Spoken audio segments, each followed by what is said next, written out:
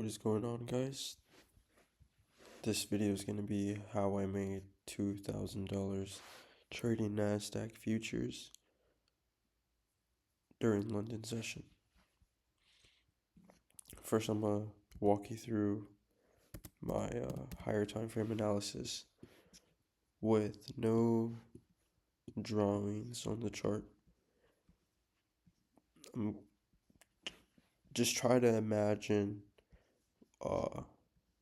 what I'm referring to, even if you're a beginner and don't really understand anything. Just rewatch the video if something confuses you, and make sure you're taking note of some of the things that stick to you. And what I mean by that is what makes sense. So previously, if you watched the video from yesterday, it was the CRT plus turtle soup London session setup. I believe that's what was presented today as well. However, there was a specific model that someone in a Discord had mentioned, so I think it followed that model pretty closely. I'll be showing a picture up on the screen so that you could view it.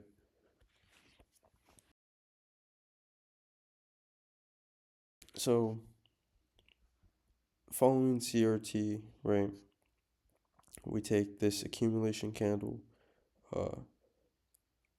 First question would probably be, what do you consider accumulation candle to look like? Well, you want the candle to, one, you can either anticipate the first week of every month to be an accumulation candle, or going down to a lower time frame on the daily, you would assume Monday is the accumulation candle, right? So because we're on a 2-day time frame, if we go into the 1 day, right, remember we had mentioned this as our accumulation candle initially, right? Because we did not fulfill that CRT candle range completely, we did get 50%, which was take profit number one. But we also did not invalidate the CRT turtle soup. It's hard, in my opinion, to catch the bottom in this type of range. Ideally, we would have wanted to see clean price action where we tap into this fair value gap and then rip away. Going back, that's what we consider the accumulation candle, right?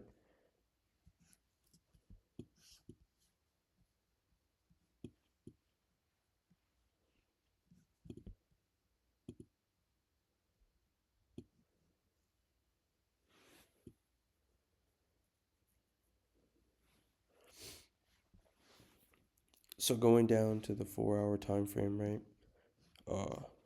From previously Monday high to the Monday low, right? That's the CRT range that we're within. We would consider everything below this point, 21,086, as the turtle soup low, right? As long as this fair value gap is still respected, and as long as we haven't made a lower low, then I would still consider CRT to be in the market's favor. So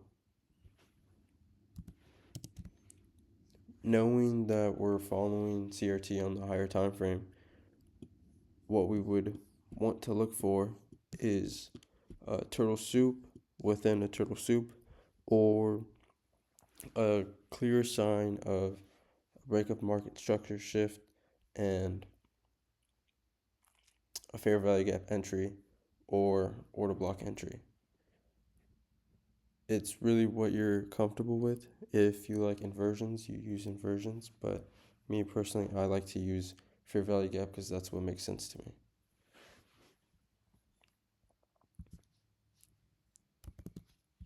We'll go into the 5-minute time frame real quick. So, framing this as all available liquidity right from Wednesday's price action,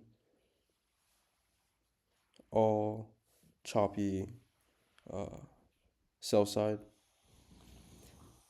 came to fill and make, I guess, relative equal lows, right?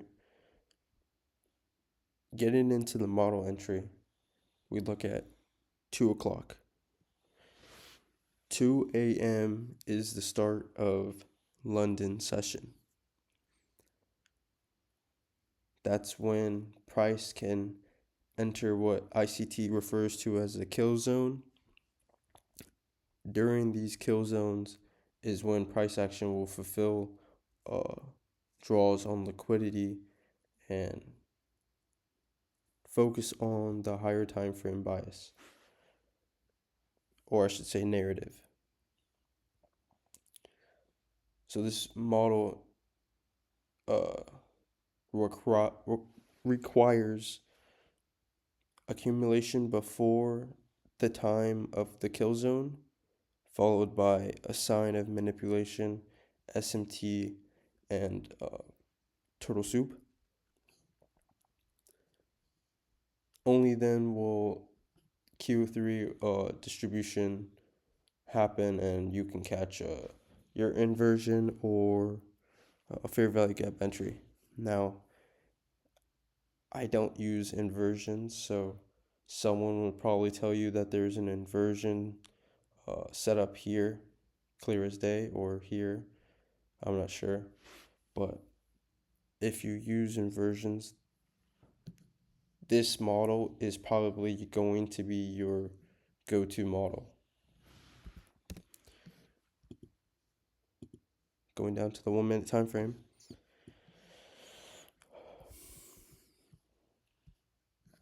We have this accumulation, right? Accumulation. 2 o'clock. Kill zone. Get that manipulation. Fair value gap entry right there. Hold a stop right there if you wanted to. Nothing but profit, right? But you would get that inversion somewhere here, right? I guess this would be the inversion tapped into. Again, no drawdown. From, if you had entered here, 94,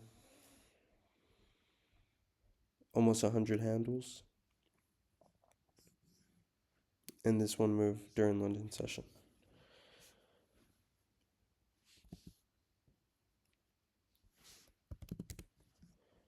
So now I'll show you the drawings, and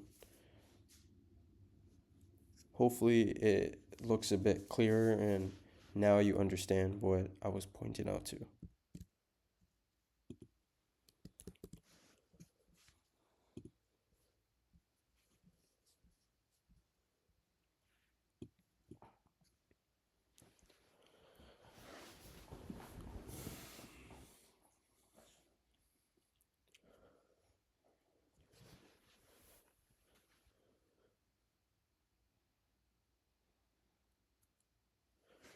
So hopefully this looks a bit more clear. We have our accumulation zone from 1210 to 150. Now,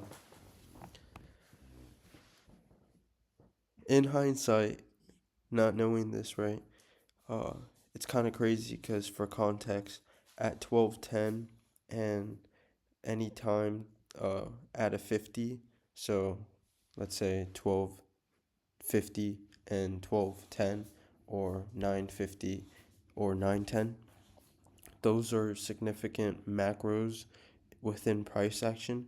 So the fact that we started accumulating at 1210 and ended at 150, this was an hour and 40 minutes of accumulation, right? Then we get 150 to let's see if we can get it accurate. Well, we'll consider it to be 25, right? 225. We get manipulation plus SMT, and on the higher time frame, this right here is your CRT range. So if we go to the 2-day time frame, you should chart.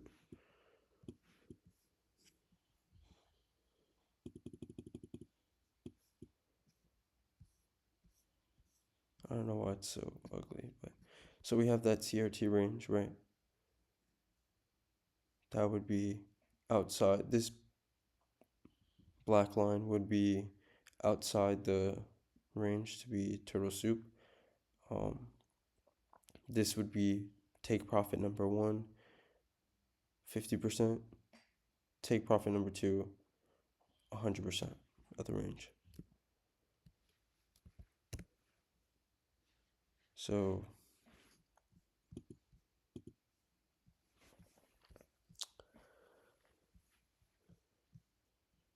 now I'll be showing my entries. So initially I had entered off this candle, but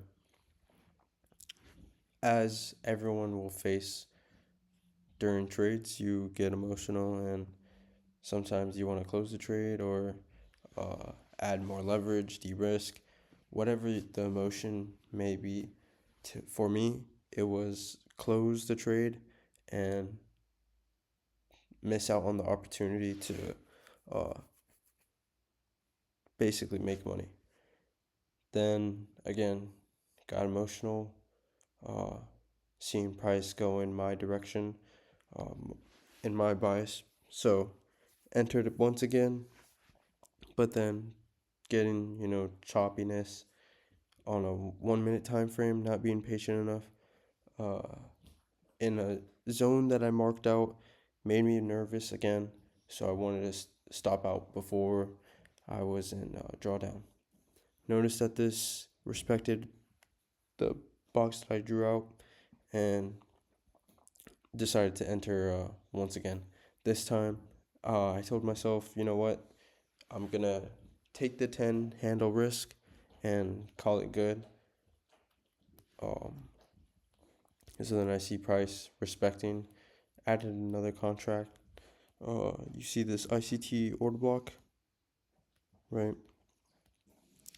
Price rallying, coming down to that ICT order block, right down to the tick, right? Tick to tick. Then expanding right to take profit. So this was in reality probably 60, but because we did make $2,000, it was a 50 handle take profit. So that was the trade that we took and the trade recap. I hope that was helpful, or at least some insight on how to trade during the London session. If there's any questions or confusion, feel free to reach out.